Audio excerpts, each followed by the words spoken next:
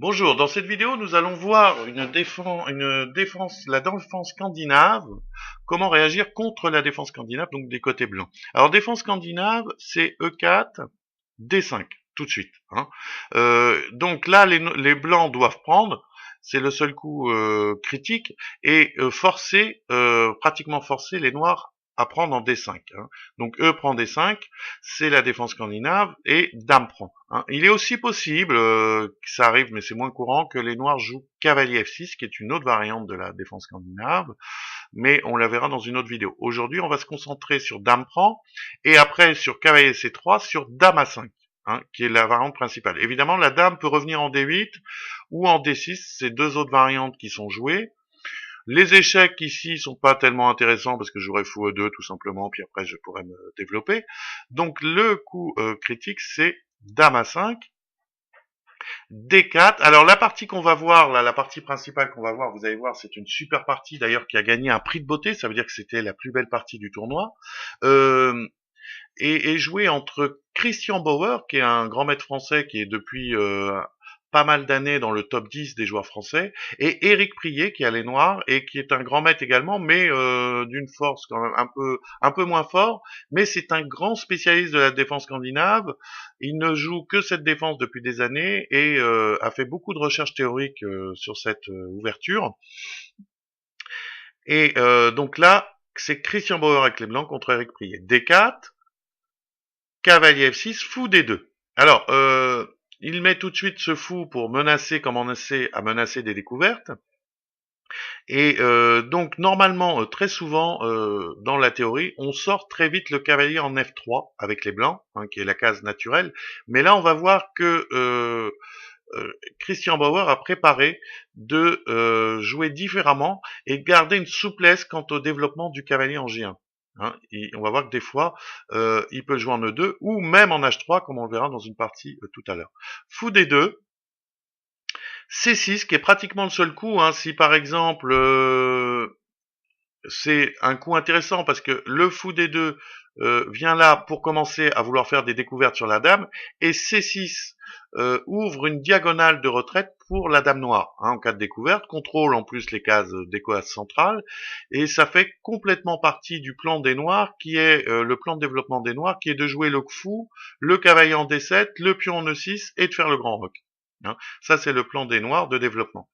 Mais ici, si par exemple sur fou D2, les noirs n'ont pas beaucoup d'autres solutions, par exemple si je jouais fou F5 tout de suite, ben, j'aurais déjà dame F3 qui pose un problème au noir, puisque je mets une pression sur le fou ici quand même, je mets une pression sur le fou et j'attaque le pion B7. Hein, donc par exemple, il faudrait qu'il joue fou C8, parce que peut-être si C6, vous voyez, j'aurais peut-être B4 qui est intéressant. Avec l'idée, vous voyez, de dévier la dame de la défense du fou. Hein, la dame noire, pardon. Donc vous voyez que c'est un petit peu compliqué. Alors, donc fou D2, si maintenant il jouait cavalier C6, il y aurait carrément une jolie variante, qui est fou B5, imaginons, je développe et je cloue le cavalier, fou D7, coup normal, et là, cavalier D5 gagne la dame. Vous voyez, gagne la dame parce que si dame prend B5, donc j'attaque à la découverte, bien sûr. Et si dame prend B5, ben, cavalier prend C7, fourchette royale. Donc voilà, hein, pour vous montrer que fou D2 sur fou D2, C6 c'est pratiquement obligatoire. Et là, les blancs jouent fou C4. Alors une des idées de fou C4, c'est de pouvoir jouer cavalier D5, donc cette attaque à la découverte, et abîmer la structure en prenant en F6, obliger les noirs à doubler des pions. Voilà l'idée de Christian Bauer pour cette partie. Donc là, la partie s'est poursuivie par fou F5, cavalier D5, dame D8, cavalier prend F6 et G prend F6. Voilà. Donc on va continuer tout à l'heure cette partie, mais là, je vais vous montrer une autre partie qui a été jouée par un autre Français, euh, un autre début de partie, pour vous montrer un peu les idées qu'il y a dans cette ouverture. Alors ça a été joué par Jean-Marc de Grève, qui est un autre grand maître français, qui a les blancs. Alors là, il jouait pas contre Éric Prier, mais contre un joueur nettement moins fort, mais c'est juste pour vous montrer un petit peu l'idée de cette ouverture. Voilà, on obtient la même position. Et là, plutôt que de jouer fou F5 comme dans la partie qu'on va suivre tout à l'heure, les noirs ont joué fou G4. Et là, il y a une autre idée. Voilà, c'est de jouer cavalier H3 avec l'idée de venir en F4. Vous allez voir que l'idée est très très forte. Alors, E6. Alors, cavalier H3, vous m'avez dit, on aurait pu passer par E2. Mais l'avantage de passer par H3, c'est que sur E5, on garde Dame 2. Hein, qui est quand même embêtant puisque ça fait un clouage du pion E. Hein, une deuxième attaque, ça complique un petit peu. Donc sur E6, cavalier F4, fou B4, et vous voyez que là, le fou est en difficulté. Donc je joue H4, et là, je pose une question au fou, hein, je menace H5, et si ils jouent un pion, leur pion H, je vais pouvoir faire KE prend G6, et vous voyez, le pion E6 aura des difficultés, hein, suite au développement du fou en C4.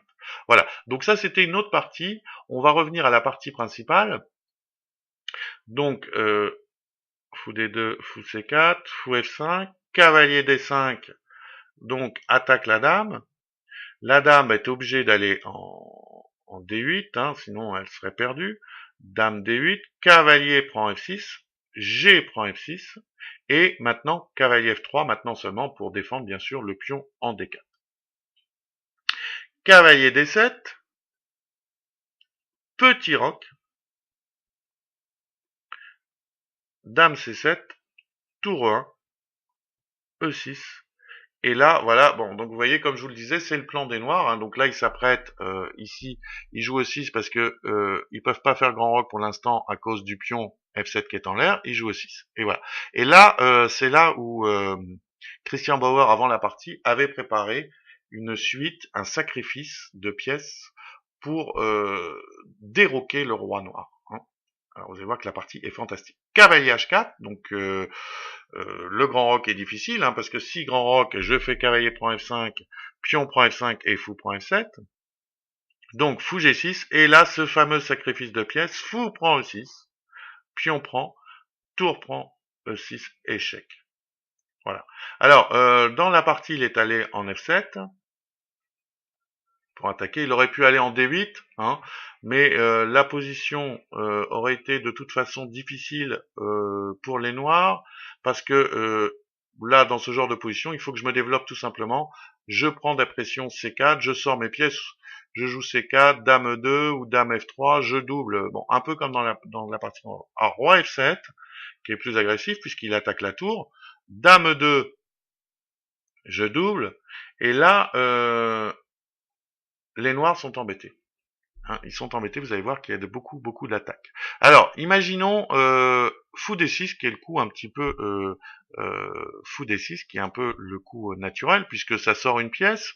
Hein, ça va permettre de mettre en liaison les tours pour pouvoir contester le contrôle de la colonne ouverte, et ça attaque H2.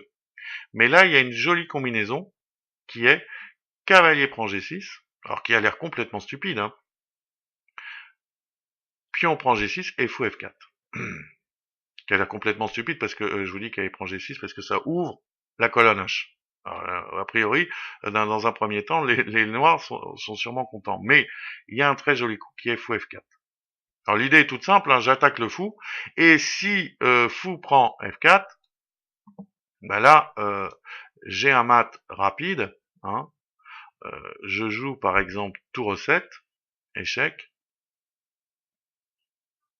dame, roi F8, hein, pas de roi G8, et dame F7, et dame E6, pardon. Dame 6, et on voit pas comment je vais pouvoir défendre l'attaque sur la case F7. Donc voilà, fou F4 qui est la pointe. Donc sur tour A8, et ben on fait tout simplement fou prend D6, et ben oui, là je suis mieux. Il peut faire tour prend. Dans ce cas-là, je fais dame prend. Roi prend et je prends la dame. Vous voyez, bon, j'ai des pions, j'ai combien? 2 pions de plus. S'il fait dame prend D6, ben je fais tour prend D6. Et voilà, pareil, hein, je finis avec une superposition. Tour prend D7 et j'ai toujours mes 2 pions de plus. Donc voilà, donc c'était une idée, hein, c'était une idée intéressante. Donc vous voyez l'importance de la colonne E, hein, ici, tac tac et fou F4, et la pénétration sur la colonne E. Alors sur Dame 2, les Noirs ont vu ça, ils ont joué cavalier B6, qui est un coup intéressant, hein, parce que l'idée c'est de remettre le cavalier en D5 pour essayer d'un peu contester les pénétrations sur la case E7. Donc tour 1, on triple sur la colonne, cavalier D5. Et là, comme le dit Christian, il a raté une combinaison immédiate. Lui, il a joué C4 dans la partie, hein, un coup qui semble naturel, on déloge le cavalier du centre. Mais il a raté une combinaison, tour prend F6, échec, avec l'idée, si roi prend F6, dame E6, roi G7, et là, il y a un mat en 2 coups par cavalier F5 échec. Vous voyez l'idée de faire fou H6, défendu par la dame. Hein. Donc cavalier F5 échec, puis on prend fou H6, échec et mat. Voilà ce qu'il a raté. Alors lui, il a joué C4, qui va gagner aussi, hein, qui est un peu, vous allez voir les mêmes idées. Cavalier F4, dame G4, cavalier prend E6, dame prend E6, roi G7, et là, toujours ces mêmes idées, hein, un petit peu fou H6, très joli coup, pour extraire sacrifice d'abstraction pour extraire le roi. Roi prend H6 et dame prend F6. Voilà. Et là, les blancs menacent cavalier F5, échec et mat. Et il n'y a pas de défense. Il n'y a pas de défense possible. Alors, qu'est-ce qu'on peut voir? Par exemple, imaginons qu'il joue dame D7.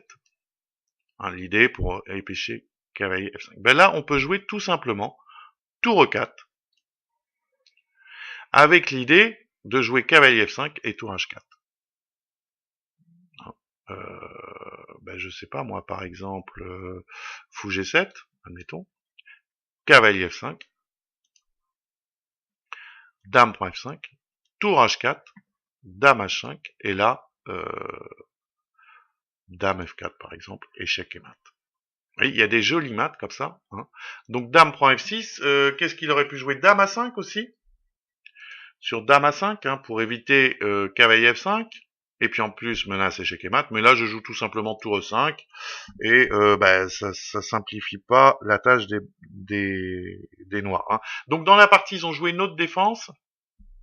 Qu'est-ce qu'ils ont joué? Ils ont joué dame D8. Alors l'idée c'est que sur cavalier F5, roi H5, dame H4 ne fasse pas mat. Hein. C'est ça l'idée, c'est une défense par rayon X un peu. Hein. Donc je défends la case H4 en jouant dame D8. Donc cavalier F5, roi H5 et G4.